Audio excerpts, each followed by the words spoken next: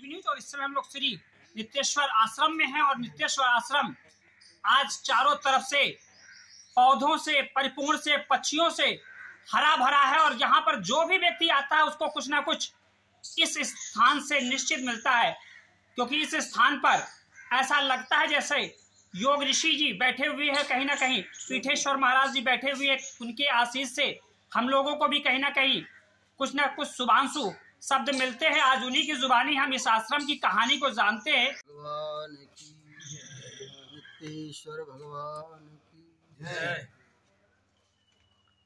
आपका प्रश्न है कि ये आश्रम कब से है? आश्रम कब से है और आश्रम में जो गुरु जी थे उनकी महत्ता को भी कहीं ना कहीं आप बतलाइए कि उनके बारे में भी लोग जाने थोड़ा सा।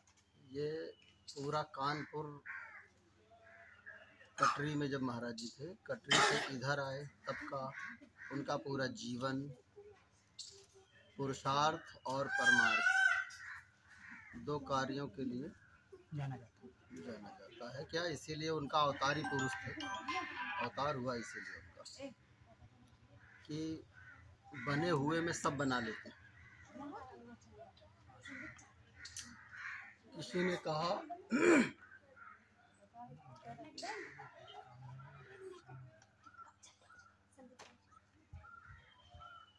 कि महाराज जी ऐसी भूमि में आप आए हैं जहाँ पेड़ भी नहीं हो सकता।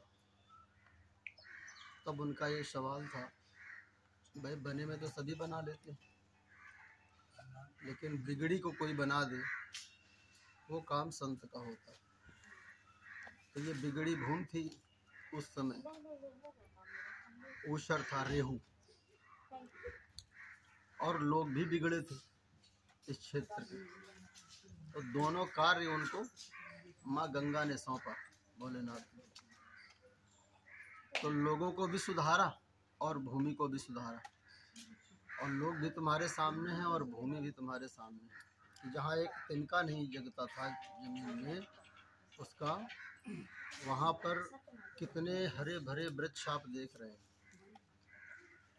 जहाँ पे दारू के अड्डे होते थे वहाँ पे धर्म ध्वजा गाड़ दी उन्होंने। जिस गांव में आए दिन मर्डर होते थे वहाँ सब शांति का वातावरण हो गया और लोग संस्कारी हो गए, लोग संस्कारी हो गए। जिस गांव में कभी सत्यनारायण कथा न होती हो वहाँ बड़ी बड़ी भागवतें, बड़ी बड़ी यज्ञें संपन्न होने लगी। गणेश जी जैसे उत्सव, अखंड रामचरितमानस के पाठ और इतनी ज़्यादा मात्रा में होते हैं। तो ये धर्म को जगाने का काम जो पूज्य गुरुदेव ने किया है, उसको अगर सबसे ज़्यादा कहीं देखा जा सकता है तो हमारा गांव फतेहपुर, उसी गांव में। क्योंकि जब कहते हैं जो बिगड़ा हुआ होता है वो जब सुधरने की उसमें आता है तो एकदम से पलटता है सुधरने की तरफ, और जो को सुधरा हुआ हो वो को एकदम से बिगड़ जाए। तो ये संगत का असर होता है। संत की संगति मिली तो धीरे धीरे धीरे धीरे बदलना शुरू हो गया, और आज पूर्णतया परिवर्तन है। चाहे वो नई पीढ़ी हो, चाहे पुराने लोग हों, गांव के सब सम्मानित व्यक्ति हो गए। कि जिस गांव के बगल से कोई निकलना मंजूर नहीं करता था, कहता था हम फतेहपुर की तरफ से भैया हम नहीं जाएंगे, हाथ जोड़ के। आज उस गांव में कोई हरिहर कर दे तो लोग हरिहर करते हैं, और एक तरफ से कोई ऐसा, अब 2-4 तो हर गांव में मिल जाएंगे तुमको, उसकी तो गिनती नहीं होगी, गिनती तो अच्छों की होती है। तो पूरा गांव पूरी तरह सन्मार्ग पर लगा हुआ। ये पूज्य स्वामी जी की कृपा, खास करके इस ग्राम सभा में।